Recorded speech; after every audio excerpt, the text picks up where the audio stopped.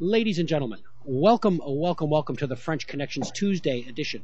Today's date is May 3rd, 2011. Of course, my name is Daryl Bradford Smith. Great to have you here for another important broadcast of information that I don't think you can get anywhere else of the same level. I really have looked around the internet, and I get partial truth from people, and a lot of it has to do with the fact that they've been listening to people like Alex Jones or people like even Jeff Rentz for that matter, and they mix or they get it on this late night radio show where they put some truth on and then they talk about space aliens and but anyway, the point I'm trying to make is that we've always tried to keep it clean here and keep it straight and be political about things and to follow the money.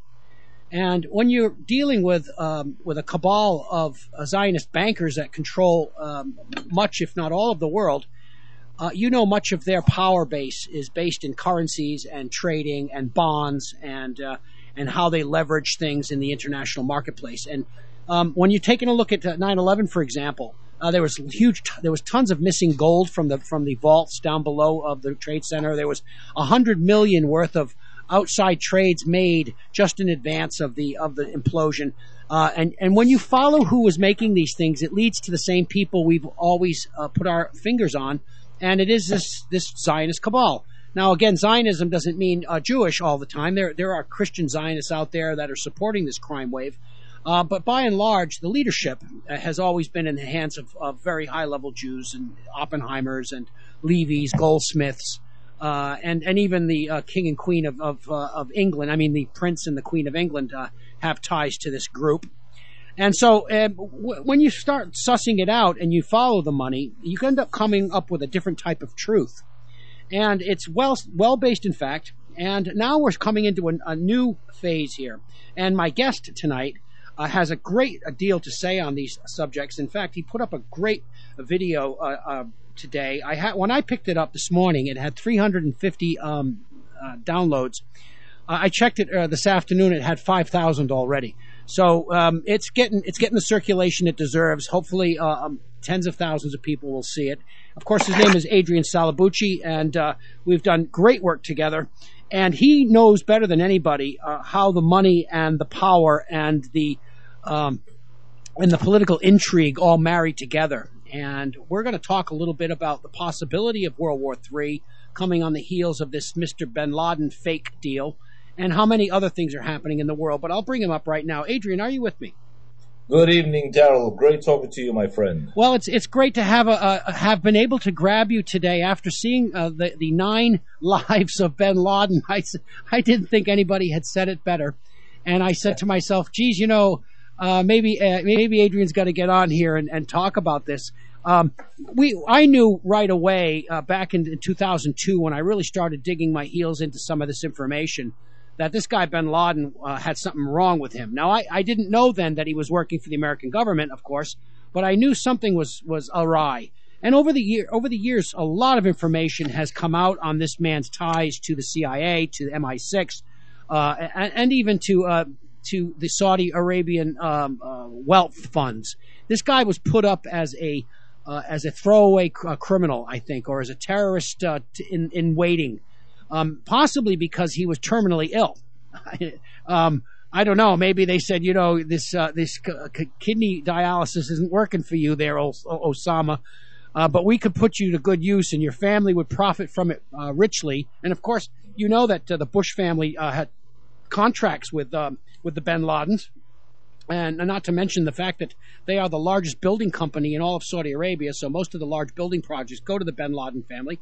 But more than that, this guy was Tim Osman in some of his incantations, and he was also working as a go-between in the Taliban fight against the Russians. And of course, he was instrumental in organizing fighters to go into Serbia on behalf of the United States.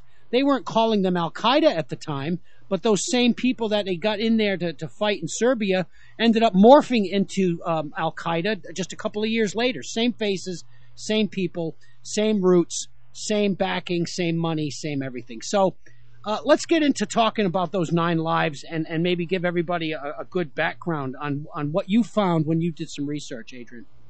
Well, in a way, I thought that he reminded me when I saw these flash breaking news on CNN on Sunday evening. I thought all of a sudden of Lewis Carroll's Cheshire Cat. Remember the little Cheshire Cat that just keeps on appearing and disappearing? Always smiling, yeah. Always smiling. The last thing that disappears is the smile. So I figure, Osama bin Laden probably is a Cheshire Cat who appears and disappears. And I started looking through a couple of things that were out in the internet. And I figured, well, hang on a minute.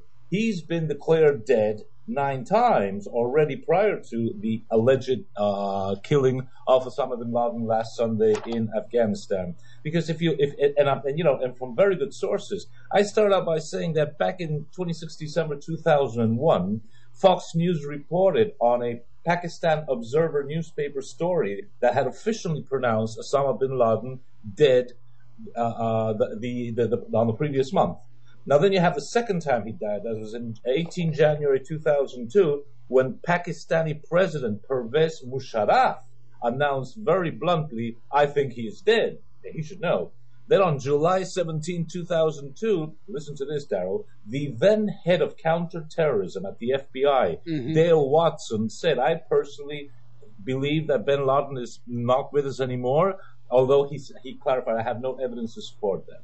Fourth life. October 2002, Afghan President Hamid Karzai told CNN that I've come to the conclusion that bin Laden is definitely dead. November 2005, Republican Senator Harry Reid revealed that he had been told that Osama had been killed in Pakistan in an earthquake that took place in October of 2005. Sixth death. September 2006, French intelligence leaks a report which says that Osama had died in Pakistan also.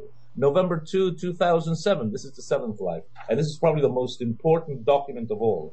Former Pakistani Prime Minister Benazir Bhutto told Al Jazeera's David Frost that Omar Sheikh had actually killed Osama bin Laden and that she had all the clear information proving that. Now, she said this to David Frost on Al Jazeera on 2nd November 2007, and unfortunately she was assassinated on 27th December 2007, just 6 weeks later.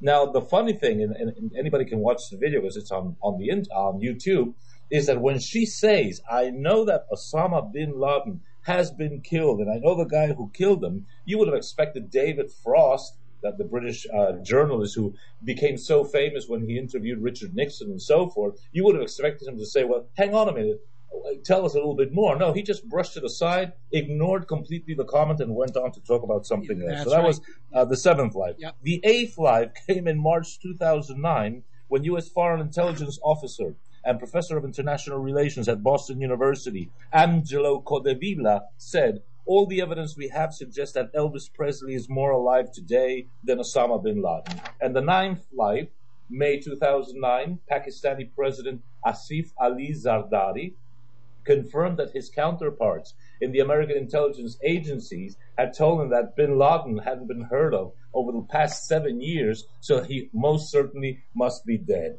And all of a sudden, on Sunday, we are told that he's been taken by the Americans. He is shot in the head, and in order to, because no country wanted to have him, they dumped him into the sea. Do they take us for a bunch of absolute idiots, Daryl? Well, here's the funny thing. On the news, in the French news over here, they claim that according to Muslim tradition, they tossed him in the sea. There's no Muslim. This is absolutely no tradition in Islam to toss somebody in the sea when they die. Now, but they actually said this on the news, and I'm sitting there. I looked at my wife. I said, "Oh my God, the parade of lies just keeps coming." But there was another thing that came out by the CIA in 2001 when the guy was in. It was before the attack on 9/11, where he was met in a hospital room during a dialysis treatment. And he had a CIA operative in the room with him, and reports were leaked out that this guy was meeting with the American government at that time. Now, he had been outed as a middleman by none other than Colonel Muammar Gaddafi back in 98. He was doing some mischief for the American government, of course.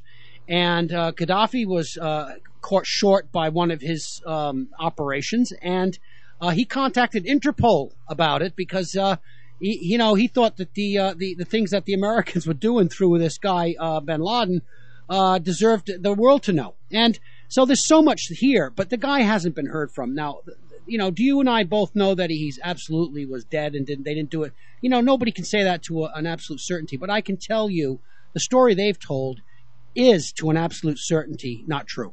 And now, whatever the true story is, we can work on sussing that out. But I can certainly say that what they told us isn't true. Well, there's so much information here, and I think it's such a tremendous service that the French Connection does to public opinion by discussing and addressing these points straight on. That it can't be understated. One final comment. Did you know that the Benazir Bhutto interview I just mentioned a few minutes ago was then commented on, well, naturally by Al Jazeera. They had no choice because it was on their channel, and then by the Russian Pravda service and by newspapers in India, in Pakistan, etc. But not one Western newspaper carried the story. Not the New York Times, not the Guardian, not the Financial Times. Nobody carried that story. It was only carried, let's say, in the Middle East and in the Far East. So there definitely was a specific desire to block that information from the Western minds. You then mentioned the Osama bin Laden family being associates of Bush and Jim Baker and Frank Carlucci and all these people. In the Carlyle Group, which is an energy investment and development company, it's a consultancy, you have the bin Laden family, not Osama, but his brothers and his uncles and other relatives, being associates with George W. Bush, Frank Carlucci, who was Ronald Reagan's Secretary of Defense, and naturally, Vice President at that time was George Bush Senior. Senior. You have James Baker III, who was also the Treasury Secretary for the Reagan and Bush governments. So you have all these guys, and guess what they were all doing on September 11, 2001? There was a board meeting of the Carlyle Group in the Four Seasons Hotel in Washington, D.C. So you had a bin Laden in the Four Seasons Hotel in Washington, D.C., together with George Bush and all these other buddies. And at the same time, you had Osama bin Laden in a cave in Afghanistan, busy trying to coordinating the smashing up of the World Trade Center and the Pentagon. And oddly enough, and this really adds insult to injury when it comes to our intelligence, we were told that in this compound on 1st of May, last Sunday, they had no internet and no phones. Can you believe that? Well, I mean, the nonsense of Tora Bora and, these daisy cutter bombs going off and blowing mountaintops up. The interesting thing is the FBI has never formally charged him with any participation in 9/11 because when they brought forward the information that they had, none of it led back to him. And all they did was they used the intelligence services, and this is foreign intelligence. Of course, the FBI is in on all of this stuff as well because they're not telling the truth about anything. But because the FBI actually got rid of some of the people they didn't like within their own organization. A guy named John O'Neill was sent there that morning to be done away with, and of course he died in the implosion of the building. But here's the point I'm trying to make. They actually came out and said we don't have any evidence that links him to this crime. So he's never been charged with it, even in absentia. And I have to say, now that we're looking at this and you watch these mutton heads, Americans and Europeans all cheering, ding dong, Osama's dead, la la la, and all this nonsense, it's frightful in the fact that we have a populace that is so far out of touch with reality that it's very disheartening for me. I have to say I thought we were doing better than that. But clearly we haven't done as well as we have hoped in some areas, and this is one of them. Clearly. Well, I'm going to disagree with you. Okay, all right. I'm going to disagree with you, my friend, because what I think we've seen since Sunday evening is a massive media staging with a group of people. I don't care if they're 1,000, 2,000. You know that the media can go into ground zero and make it look like all New York City went out to cheer the death of bin Laden. Or they can do that in Brooklyn. Or they can do that in Chicago. Or they can do that at the White House lawn. True. That's true. I know from down here, they are experts down here. Every time the government down here in Argentina calls them for some big meeting or big manifestation, and not enough people go, the media are experts at finding the right angle and putting different images together and fading one in and fading one out and concentrating on a group here or a group there, that they make it look like 1 million people went out. There's only 3,000 or 4,000, and everything you say is so very important. John O'Neill, whom you mentioned a few minutes ago, he had been investigating Al Qaeda from the FBI, Al Qaeda, and Osama bin Laden ever since the 1993 bombing of the North Tower. But he was so sick and disgusted with the Bush government that kept stopping him because in 2001 they were negotiating with the Taliban and with Al Qaeda to see if they could put through an oil pipeline that would bring oil from Kazakhstan and Turkmenistan through Afghanistan and out into the Persian Gulf. That they said hands off, and they really wouldn't let him do anything. He resigned in disgust in August 2001, and the poor guy took on a post as head of security at the World Trade Center. So, as you correctly said, he was there on that date, and the bloody building collapsed on top of him. Well, here's some of the other stuff that people don't realize. All of these links that bin Laden supposedly had, especially the USS Cole, there is very clear evidence of Mossad involvement in that. And so if they're going to actually lay the blame of the Cole onto him, there's several people who've done some deep investigation of the Cole that bring this conspiracy back to the Mossad. So is bin Laden actually Mossad? That certainly, if the Mossad wanted him dead, he would have been already part of the, in the netherworld. The fact is, this whole thing is just a setup now, and I want to get into the reason why they're doing this.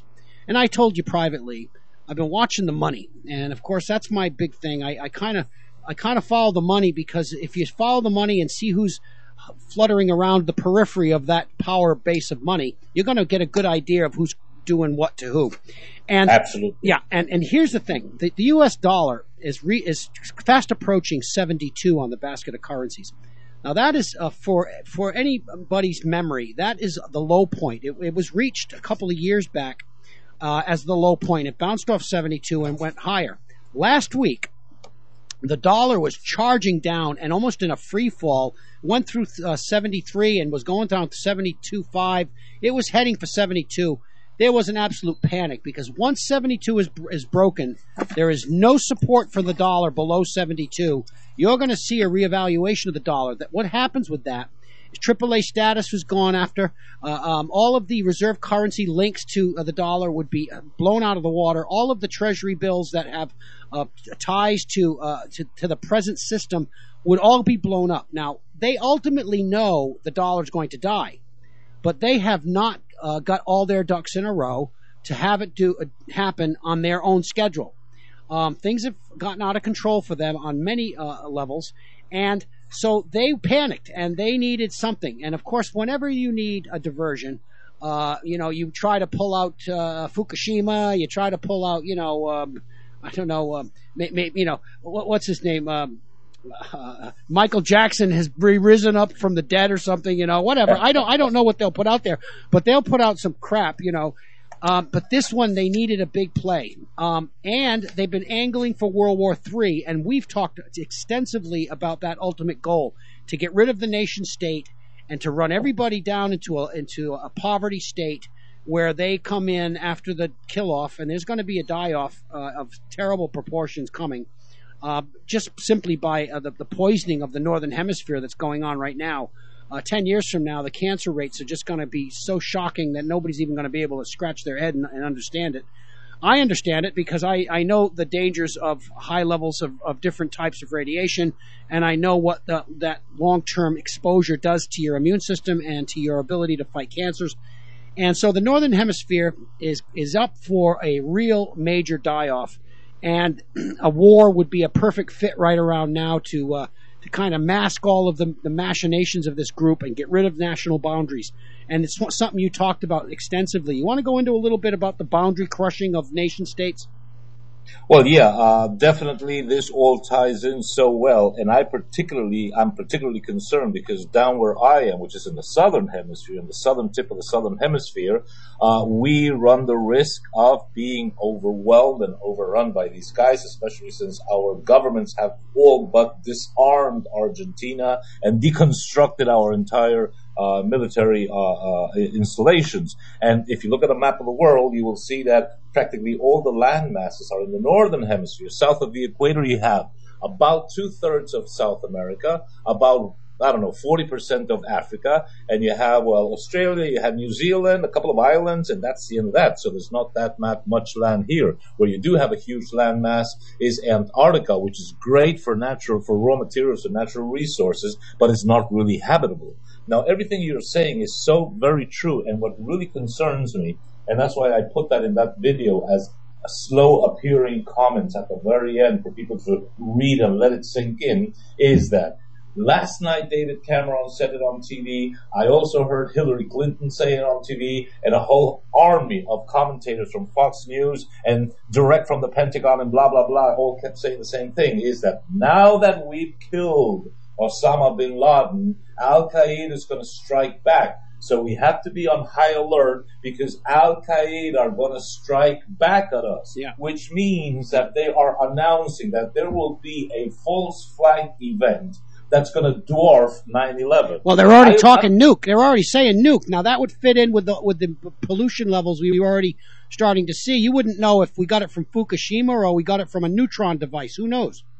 It would be perfect. It would be the perfect alibi. I always have this rather, I'll make self-criticism, ridiculous dream, but I'll blurt it out anyway, that for some reason or another they will pick a town which will serve their purposes as best as possible. For example, a false flag on Chicago or New York or London or Paris. I can't see that because it's going to be a false flag. The disruption to their own machinery of vaporizing New York or London or Chicago is just too big. So it would be too much self-inflicted damage. It's like firing a shot at your own foot.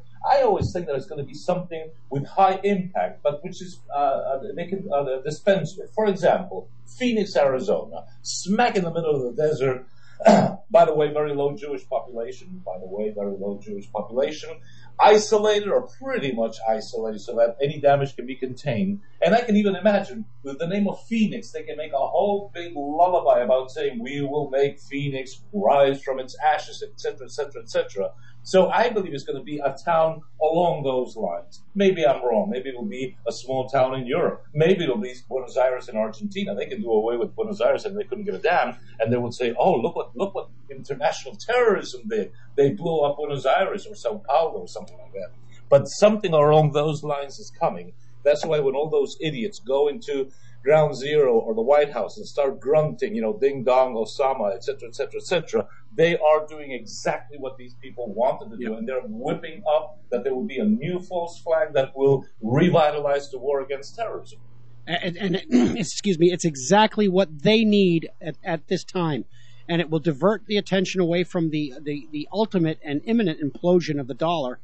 They need to carry this dollar currency, world currency, a little longer because the transition from where they are now to the Bank of International Settlement special drawing rights, which that'll do away with national and trans-border currencies and make everybody go through a special centralized banking structure where every single ducat that goes out is accounted for through this central bank, one central bank for everyone.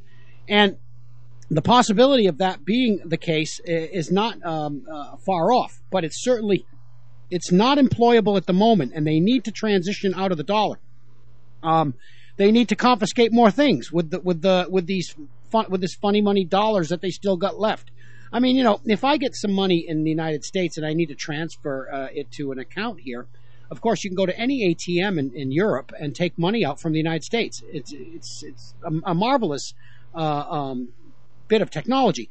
However, there is going to come a time in a very short while where no money will be available coming out of the United States. In fact, nothing will be. And I don't know if you've seen this latest report where the State Department is now going to require people who want a passport to Oh yes, yeah. to say every single employer they've ever had, the name of Yeah. the supervisor, his home phone number. They want to know. They want 2 people who witnessed your live birth to be on record as saying that they saw it. And this is the long form, and they're going to be able to. State Department can pull out this long form anytime they need it, and say, well, no, you didn't meet the standard, and so no, you can't get a passport. All this stuff is, and they're actually, I mean, the audacity of these people to tell me that I can't leave the United States. Boy, how far have we fallen? I mean, Adrian, the tyranny. Doesn't that remind you of the former Soviet Union? Exactly right. They built the Berlin Wall not so that the West Germans wouldn't go into East Germany, but exactly the other way around, so that the East Germans couldn't leave East Germany into the West. It's become exactly the same thing. Globalization is the communist model. You know, by the way, for the folks who are hearing us, everything that we're saying, everything that Daryl is saying is absolute fact. I would invite anybody who wants to do this after listening to this show to log into www.fbi.gov.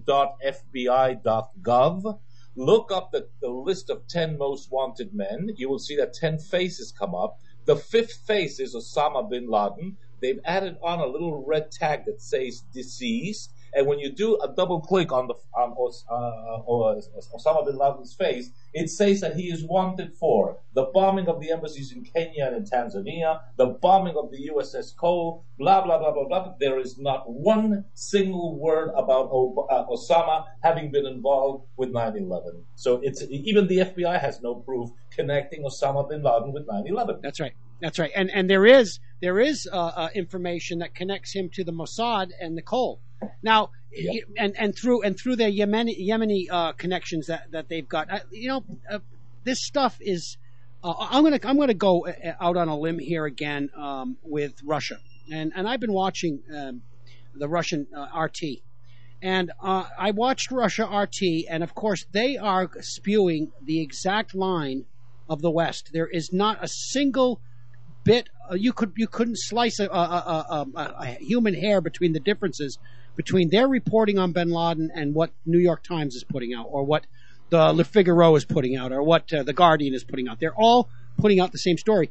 The only network that has thrown a couple of monkey wrenches in the deal is Press TV, and they have said, well, you know, maybe they got bin Laden, maybe they didn't, but you know, there's some questions about that, and we're not on board with that stuff completely, and blah blah blah. I'm very surprised.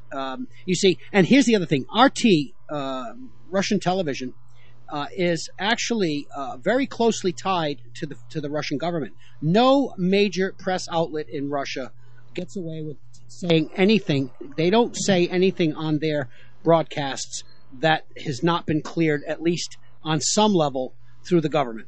And so now I've had other people say, well, it's because, you know, the Russians are playing a quid pro quo game. They've got secrets they don't want out, so they kind of keep the secrets of the West and this and that. And I'll say, okay, you know, maybe there is a little bit of truth to that. But the Zionist Jews have never relinquished their control over Russia. It's too big of a prize. There are too many natural resources in their ground, and there's just simply too much wealth sitting there on that landmass for these people to walk away from it, and they never have.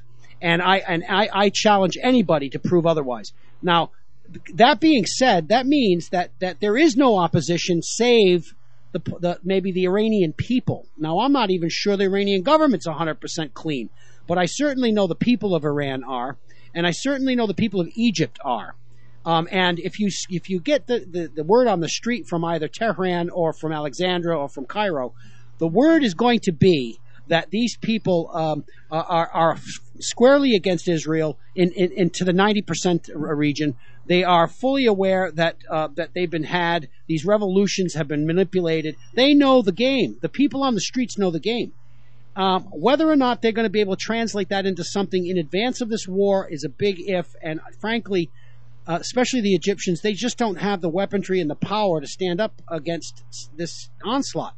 Now, let's talk a little bit about Libya. I want your take on Libya before we get involved in anything else, because it seems to me that they wanted to fleece the wealth fund and then underpin the dollar for a little while longer.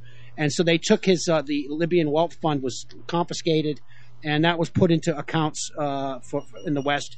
So was they have their eyes on 150 tons of the Libyan gold, I think, right now, and I think Gaddafi